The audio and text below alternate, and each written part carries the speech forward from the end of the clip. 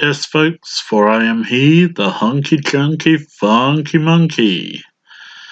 And today, as the title suggests, I'm going to talk about Ehlers-Danlos syndrome, a condition which I'm fairly certain I suffer from.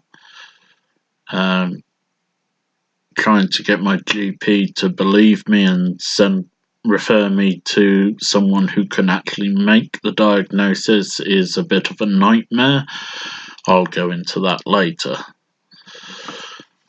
Now, the first question you probably have is, what is Ehlers-Danlos syndrome? Actually, there are several subtypes of EDS, but it's basically a group of connective tissue disorders that can be inherited, and it's varied in how it affects the body and which particular gene mutation is responsible. Like I say, there's 13 different subtypes at the moment, and each subtype has a different set of clinical criteria, but there is a lot of overlap. It's usually matched up through major and minor criteria. That is to say, there's a set of major criteria that has to be fulfilled for it to be that subtype, and the minor criteria help narrow it down if it happens to match more than one subtype. So it's a lot of work trying to differentiate between certain types, because as I said, there is a lot of overlap in symptoms. Out of the 13 different subtypes, only about half of them involve hypermobility, which I'll come on to in a second. And all but one subtype is they know which gene mutation causes it.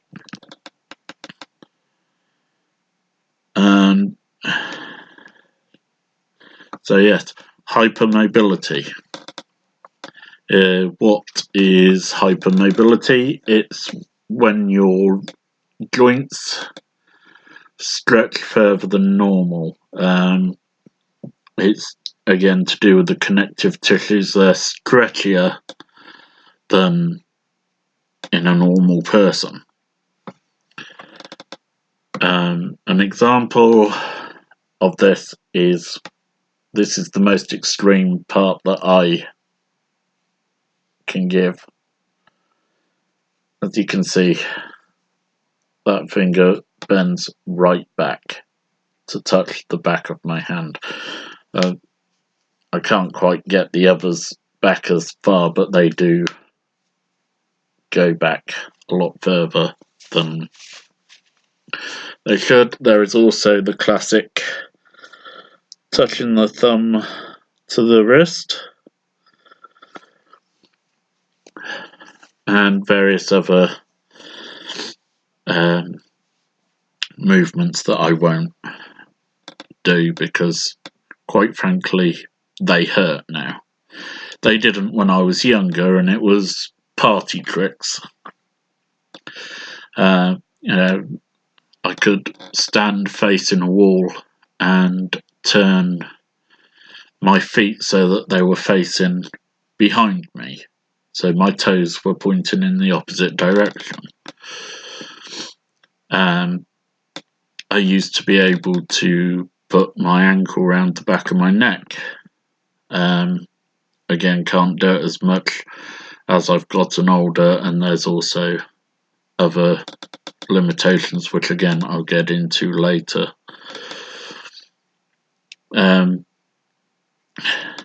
It's a struggle trying to make sure that nothing dislocates, because that is the major problem I have with hypermobility. It's very easy to dislocate any joint. My left thumb is a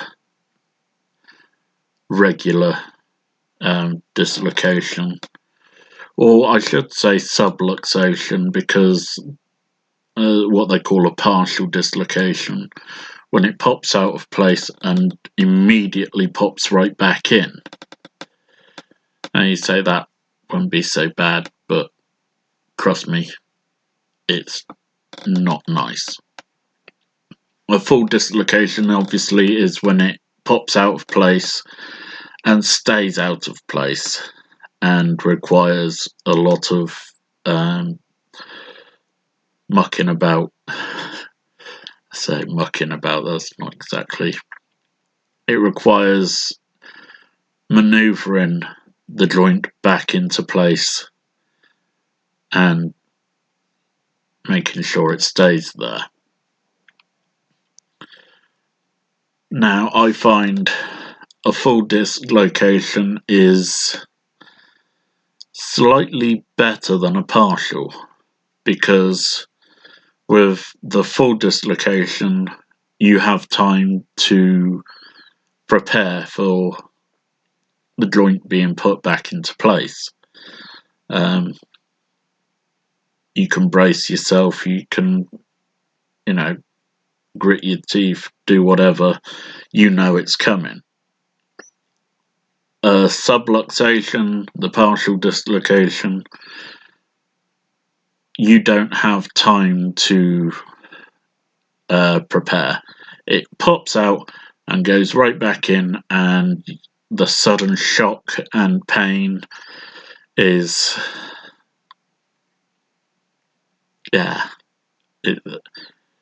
it's, so for me, it's worse than the full thing. I have to be careful every day. A normal day is taking care and just making sure nothing, I don't put my hand down wrong, I don't put my foot down wrong, I don't twist the wrong way. Just little things to focus on more than a normal person would. On a bad day, when I'm feeling really loose, and by that I mean I feel extra floppy, all the joints seem to move further without even trying. And that's bad, because I have to work extra hard, and my body has to work extra hard to keep the joints in place. On those days, I end up wearing a lot of supports, usually on my knees and ankles, wrists. Not much I can do about the shoulders, although my right shoulder is a regular popper. Can't do much about my hips. Again, they tend to pop quite often. And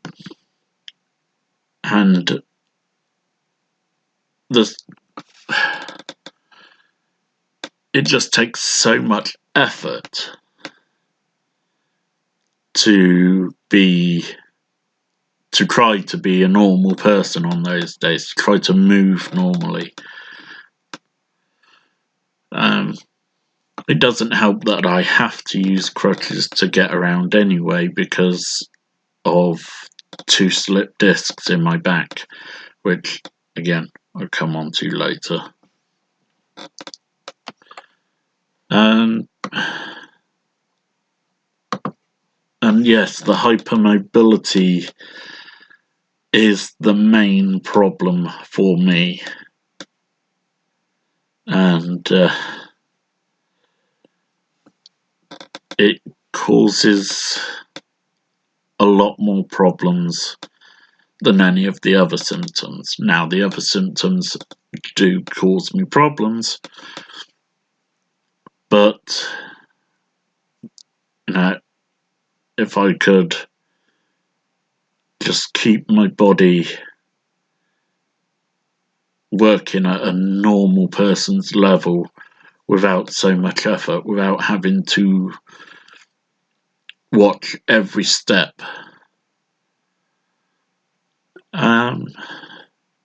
who knows, maybe I'd be able to deal with the rest of it without too much hassle.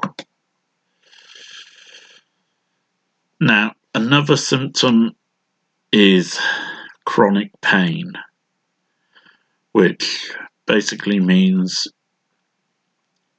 I get a lot of pain for no apparent reason.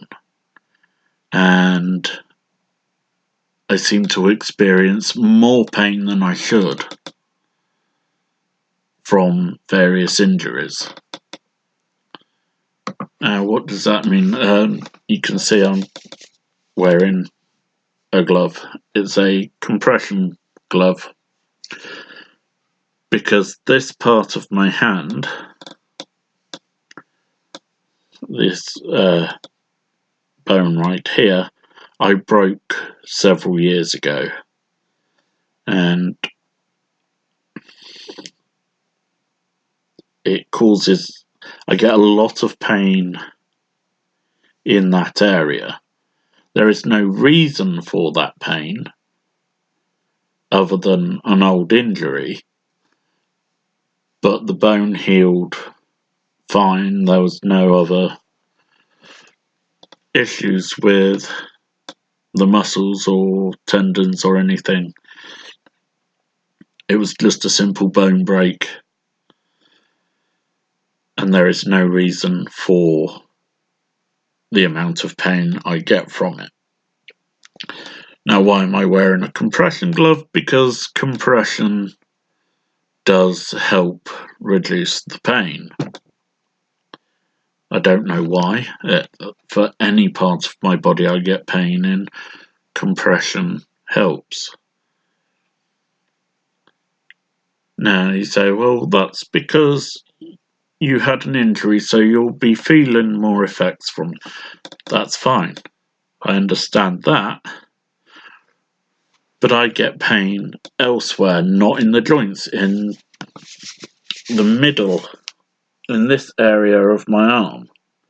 There is nothing there. That was never broken, no injuries, just pain that comes in that part of my arm and various other parts of my body, my feet, my legs, my chest. Just various parts, just unexplained pain. And that's part of the reason. Now, as I said, I have 2 slit discs in my lower back, the L3, L4 and the L4, L5. One of those discs is pushing on the spinal nerve. Not so much the other one. They're not convinced that it's actually pushing on the nerve, but it's possible.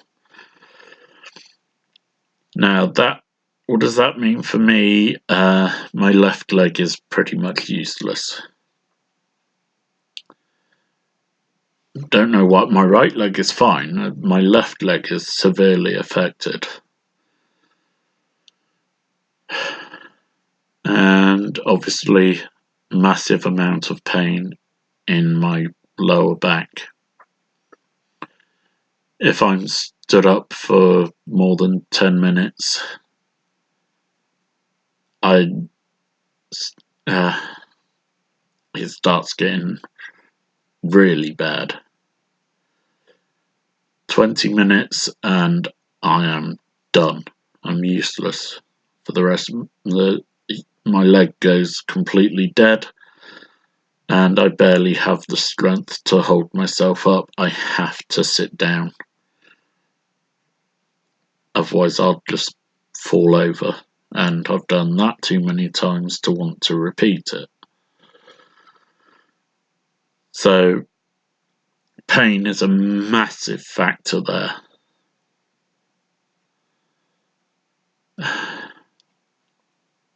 And because of the back problem and the leg and the unexplained pain, I take 300 milligrams of gabapentin and 1000 milligrams of paracetamol every 3 hours. I drink a ginger tea at night before bed to help me sleep and to lessen the pain. Painkillers throughout the night, and again, not more than every 3 hours, but when I really, really need them.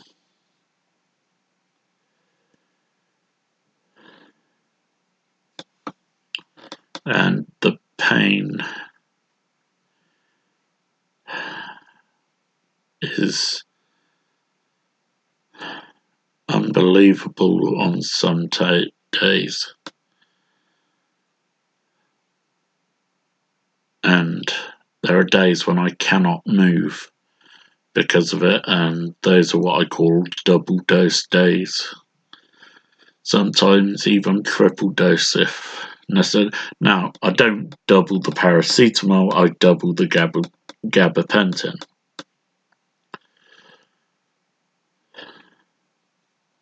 But the days that I have to do that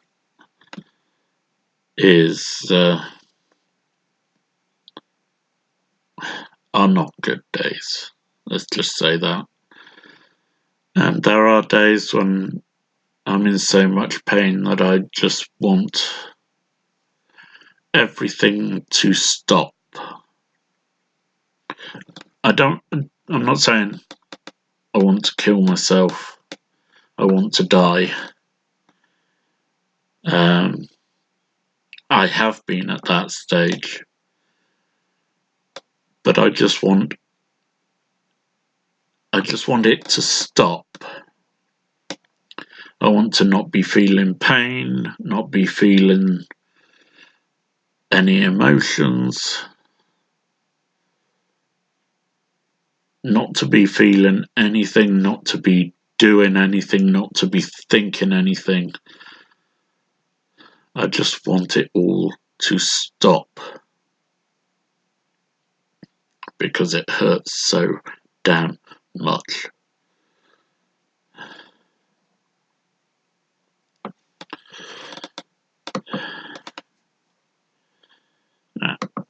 Another sign of Ehlers Danlos is what we call zebra stripes.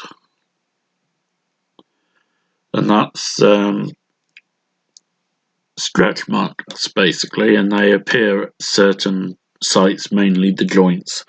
So I have them around my elbows, around my shoulders, around my abdomen and hips, and on my thighs, and around my knees. They're just there. It's to do with the skin is quite fragile in a lot of cases for EDS. The subtype I believe I have, it's a very mild problem with the skin. It takes a bit longer for wounds to heal, like a simple cat scratch or any scratch that you would think, oh, that just a couple of weeks and it's gone.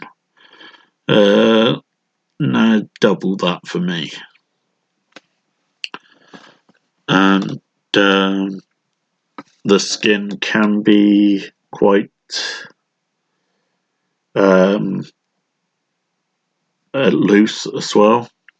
Again, in the subtype I have, not so much as others. Others have it really bad.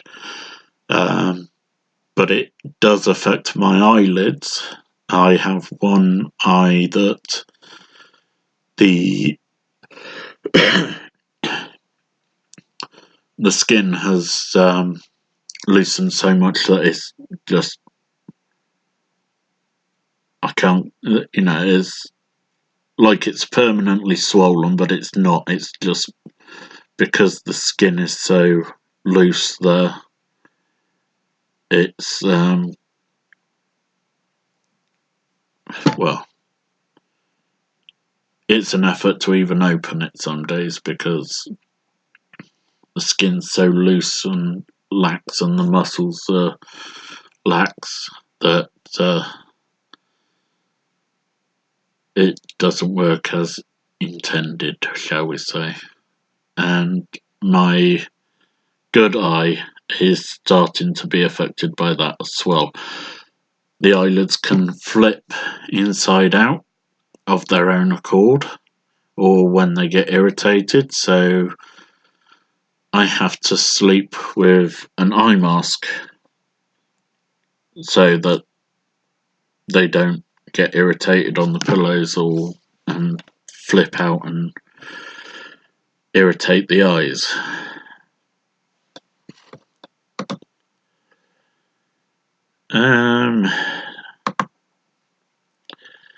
Oddly enough, you get dental problems, which I have experienced. I have no upper teeth at all, and the bottom left side, there is nothing there either. The only real teeth I've got come from about here and then back round to there. The back two molars that should have come through, because of, I guess, the skin problems and the connective tissues and that, they didn't actually come through. They are there, but they're laid flat.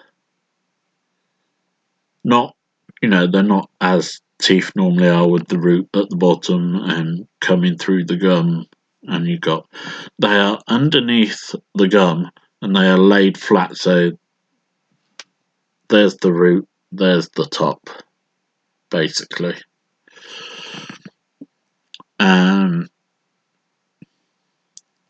Now, the loss of a lot of my teeth, I didn't take as good a care of them as I should have done.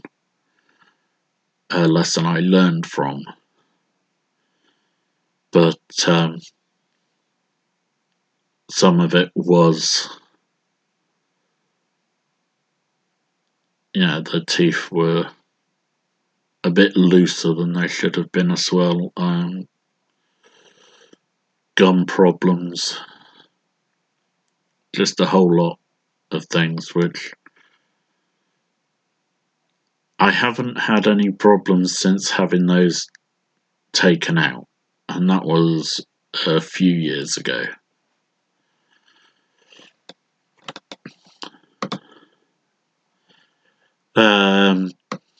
cardiovascular problems are quite common. There is what they call vascular EDS, which it centers around heart problems, but I'm lucky I do not have that, but I do still have heart problems, high blood pressure, high cholesterol, although that's probably not due to the EDS. But I do have high blood pressure. My father had it, his father had it, and that's where I got the EDS from anyway. They both displayed other symptoms of EDS, including hypermobility. We just never knew about it back then. It was just something that happened. It was just something we could do. But now I know about it and I look into family history, and that's another indication that I have this genetic condition. And it's we'll get on to that later. Gastrointestinal problems. You don't want to hear this. I do suffer from constipation fairly often.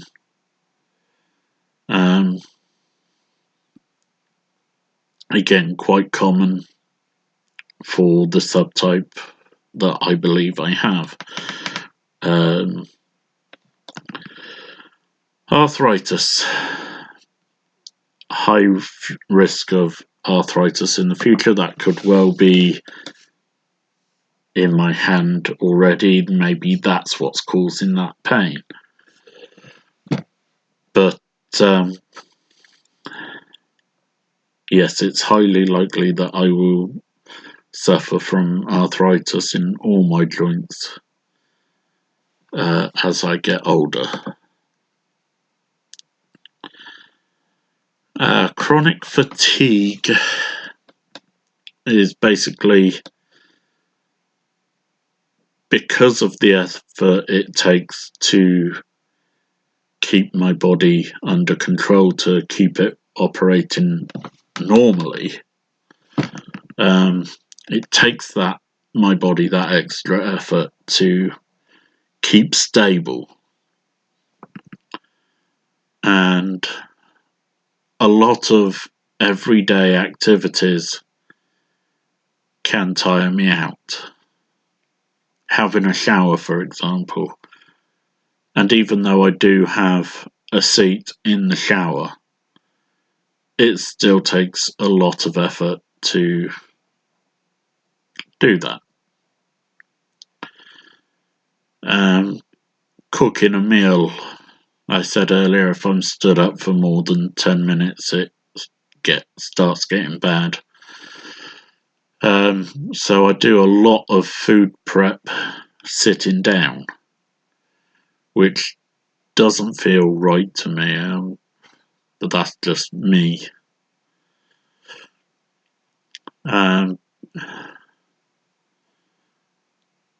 I try to split food prep up into sections that I do throughout the day, so that I do one lot, take a rest for an hour or so, then the next lot, and so on until cooking time, and then off to the races with the cooking, which I try not to do recipes that require stuff that needs you to be stood there for a long time.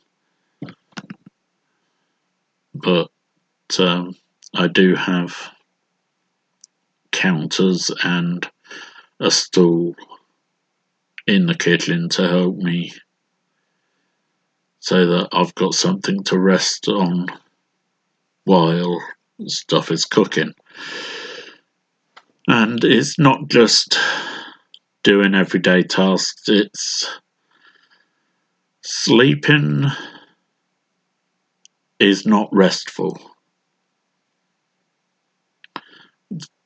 I mean, my sleep is very disturbed anyway because of the pain and because of bad dreams, which I'll come on to later, and I keep saying that, come on to this later, but yeah. It's the sleep I get isn't restful sleep. It doesn't refresh me, as it were. I mean, my body has to shut down to sleep anyway, and a normal person they'll have their sleep and they'll be ready to go the next day. It takes a lot out of me just sleeping. I feel more tired when I wake up than I did going to bed. And it takes a while to clear my head because the sleep is just not restful at all. It doesn't really help.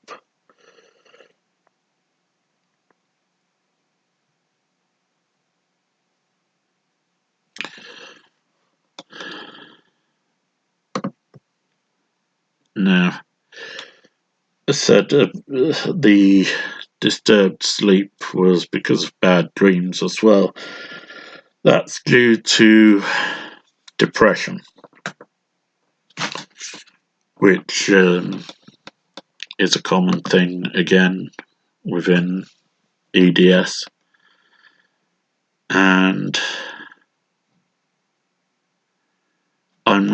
I've been lucky this last year.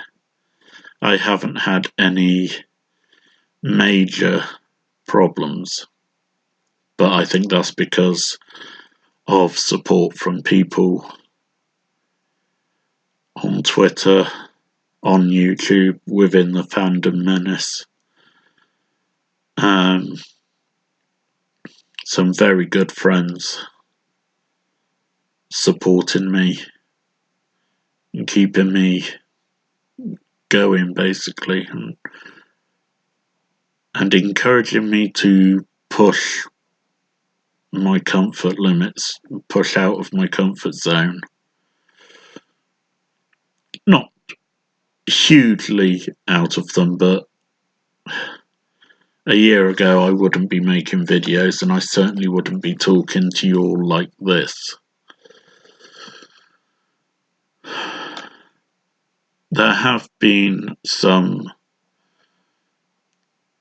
big losses in my life. My father, when I was 15, both his parents died when I was a lot younger, so it didn't really impact on me then. My mother's parents died within the last 15 years, and their losses hit me rather hard. And 4 years ago, my cat, and you say, oh, it's just a cat. This one was, and I've had a lot of pets, but this one was something special. He was a rescue cat, and we got him as a kitten. He was born on a farm which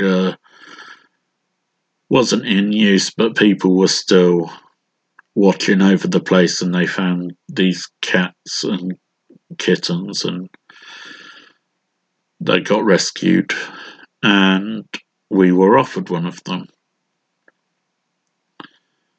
And the day he was brought to us, I was sat at the table, and the volunteer opened his cat carrier. He marched right out of it, right over to me without a care in the world, curled up in the crook of my arm and went to sleep. Just like that. First time we'd ever seen him, first time he'd ever seen us. Just walks right up to me and goes to sleep. That was it. He was, it was more like I was his rather than he was mine. But we were very close, and his loss hit me very hard. And I tell you that story because I need you to understand that the loss of that cat was a big deal to me, a very big deal. And it really hurt. And it still does. But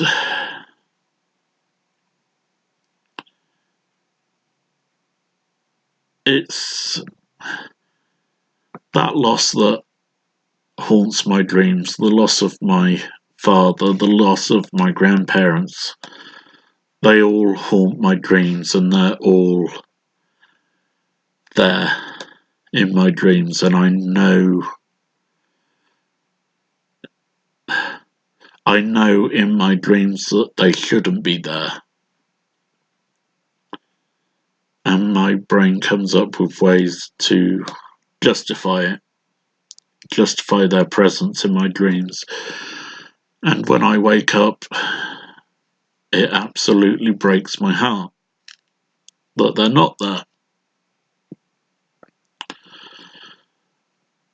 And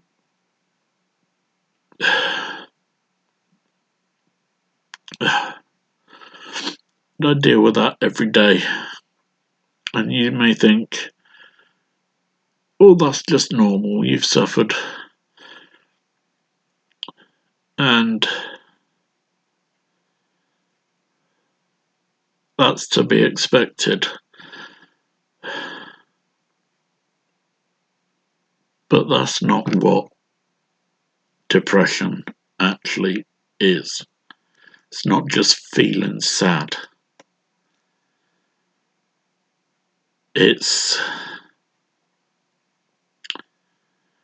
a hole, a black hole in the center of your being, and it drains everything out of you, every feeling, and leaves you empty. And the first thing to come back is despair, not sadness, but real, full-on hopelessness, despair.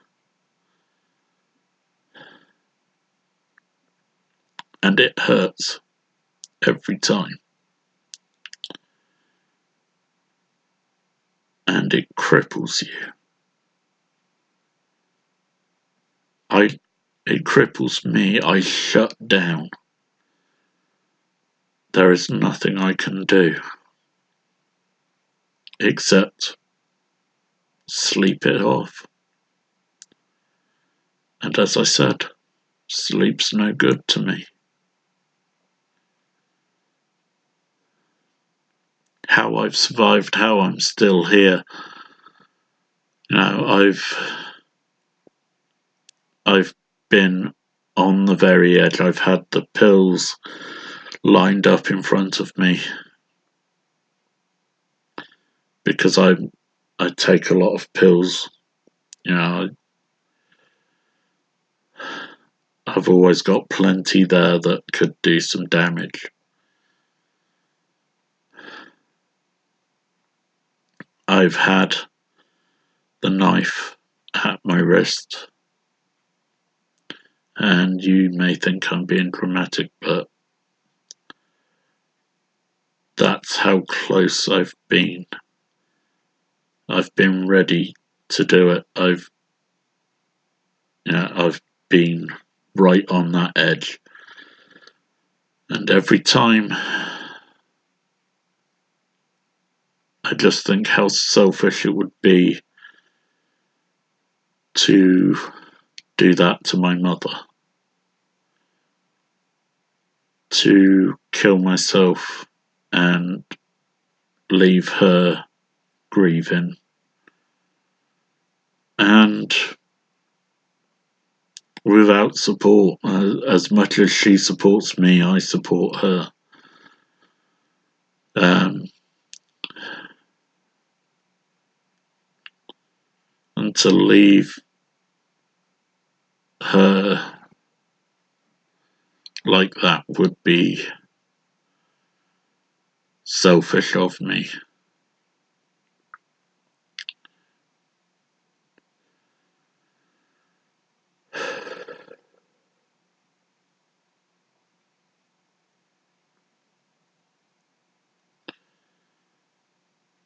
And as I say, I'm lucky I've not had any major problems like that in the last year because of support from people like you watching this video, from people within the fandom menace, and especially from people like Stephanie B,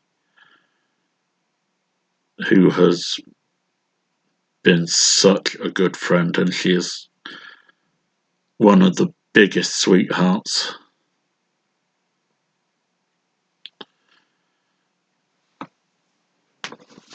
And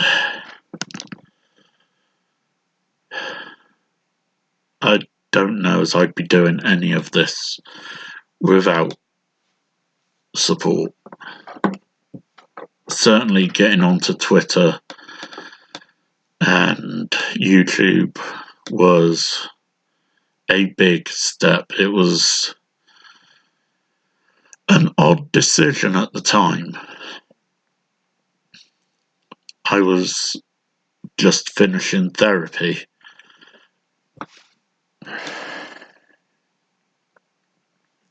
And I made this decision to get on Twitter, follow people on YouTube.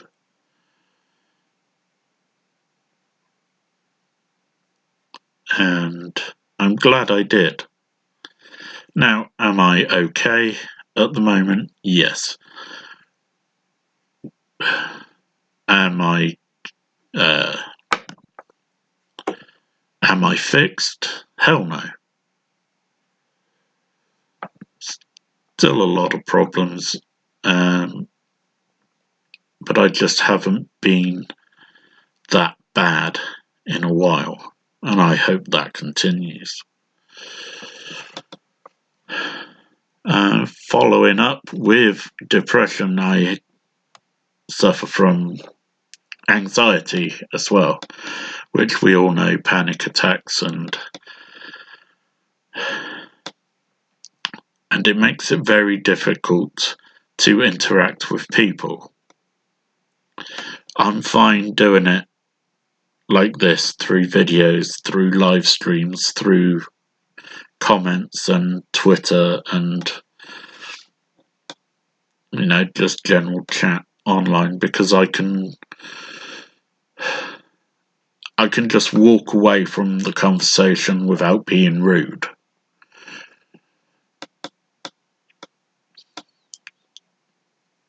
Face to face is a different matter. I can't tell you why I get nervous, I just do. And I can't deal with people face to face.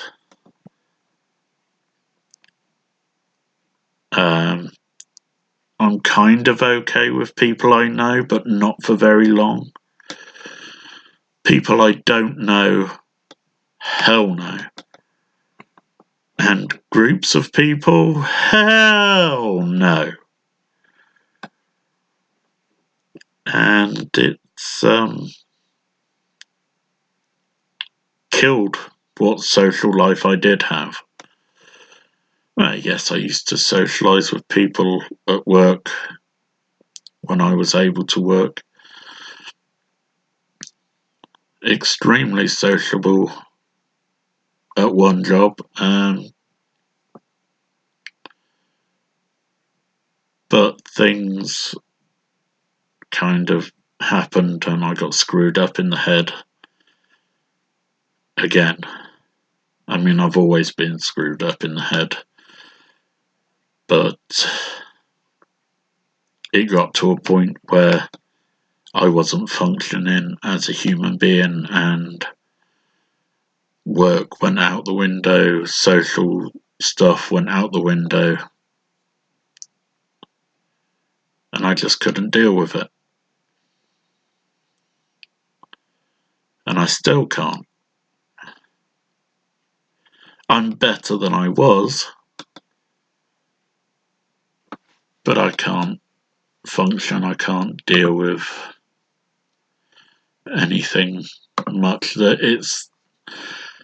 it becomes this fight or flight instinct all the time. I'm on edge all the time when people are involved. And when I'm on my own, I'm constantly checking myself to make sure I'm okay. Am I dealing with this okay? Am I dealing with that okay? Am I able to do things that I want to do? And that's also mentally tiring.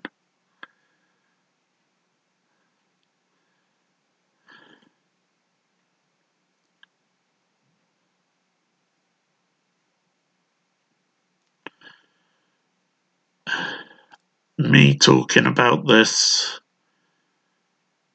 about Ehlers Danlos, what it does to me, what it's done to me, what it will do to me.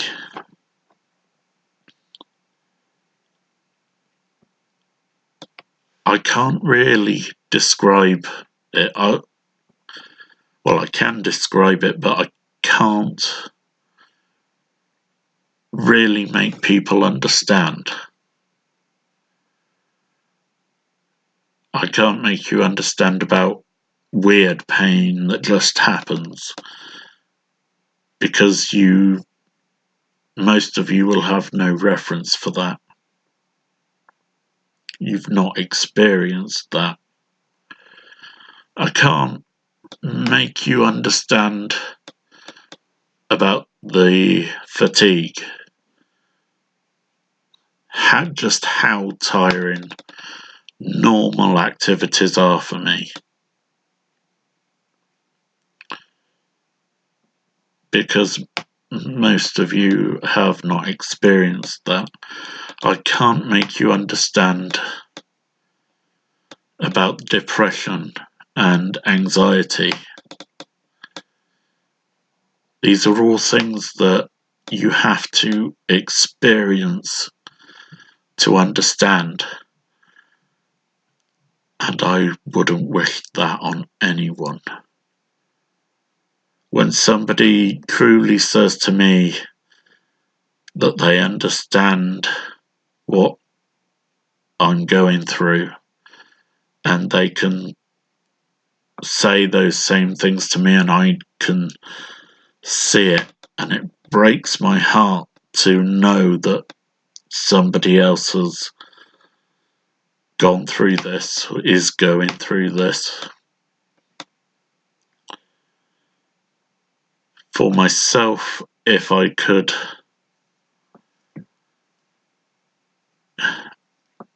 if the pain was less, if I could walk without crutches, And I am working towards that, physio and various things, but if I could reduce the pain, that I don't have to rely on painkillers, or at least not as much as I do.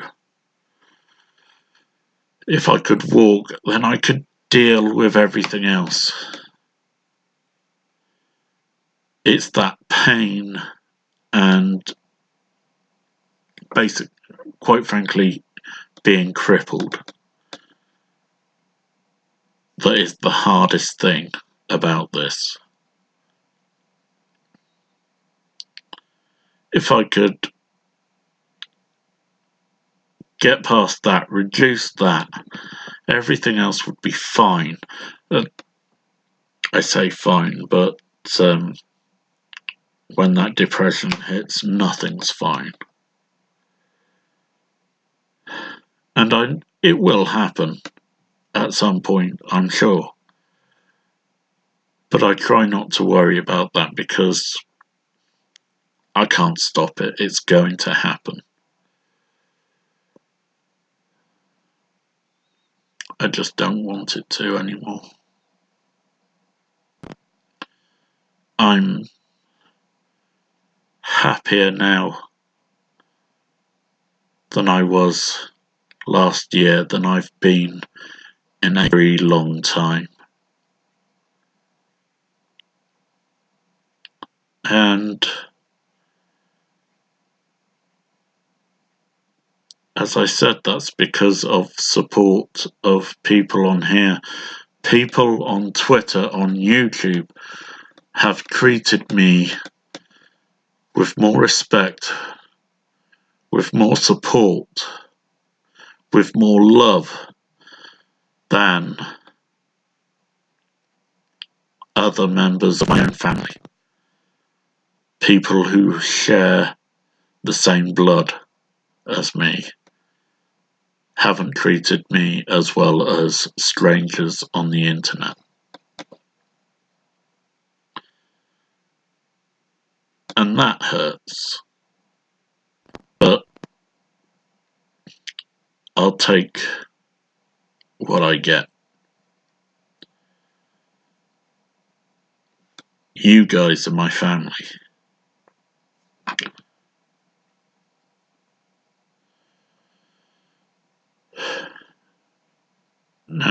Look into the future. Oh, I said I'd talk about my GP and getting the battle to get a referral to somebody who can actually diagnose me with EDS. I've presented certain facts to my GP and told him what I believe the problem is. And he sat there, looked at me and said, I don't believe you have it. He looked me straight in the face and said, I don't believe you have it. The man has not even physically examined me. And I don't believe he'd know what to look for anyway.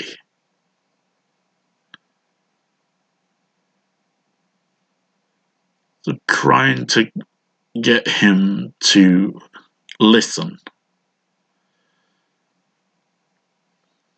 is a struggle when he says, I don't believe you have it.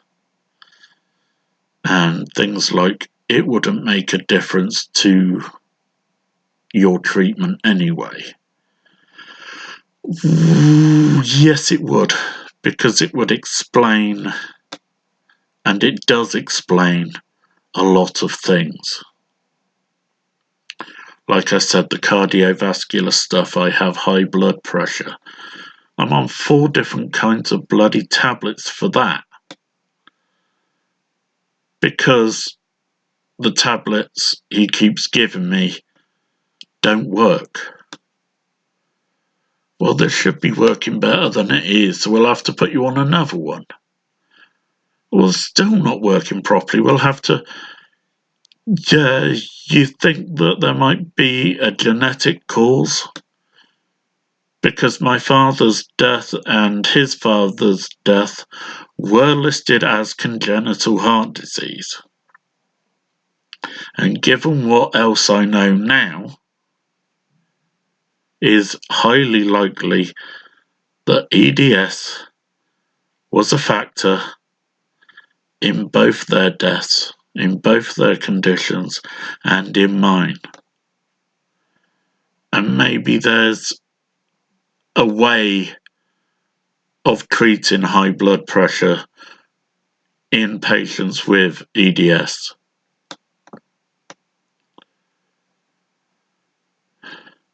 So trying to get that diagnosis, trying to get him to understand, trying to get that referral is a fight. But I'm going to keep on that fight until I win. I get that referral to somebody who can diagnose me for Ehlers-Danlos syndrome.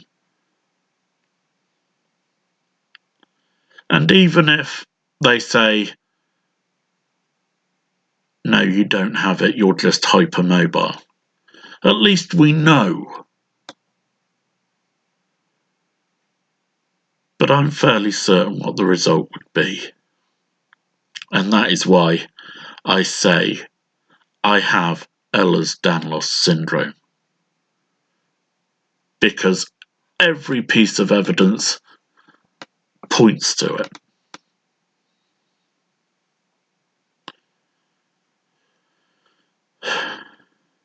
Now, that leads again into looking to the future. I've got to get that diagnosis, that official diagnosis. And that, when we've got that, we can see what difference it does make to what treatments I get, what medications I have to be on.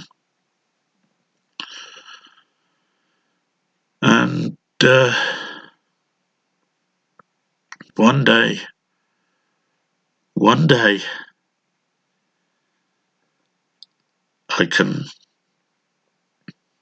I'll be able to manage things well enough that I can function as a normal person, that I can deal with people. I'll get that diagnosis. I'll get whatever treatments I need, whatever methods there are of coping with it.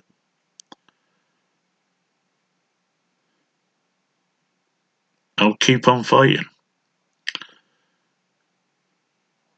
I will be zebra strong. And do you know why our motto is zebra strong? You would think because of the zebra stripes, yes? The stretch marks. No. It's because junior doctors are told, when you hear hoofbeats,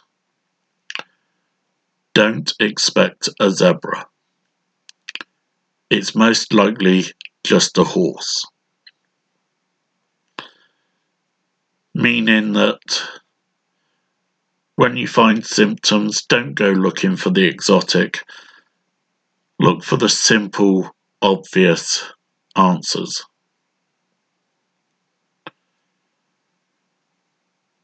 But our point is, when you hear hoofbeats, sometimes it is a zebra.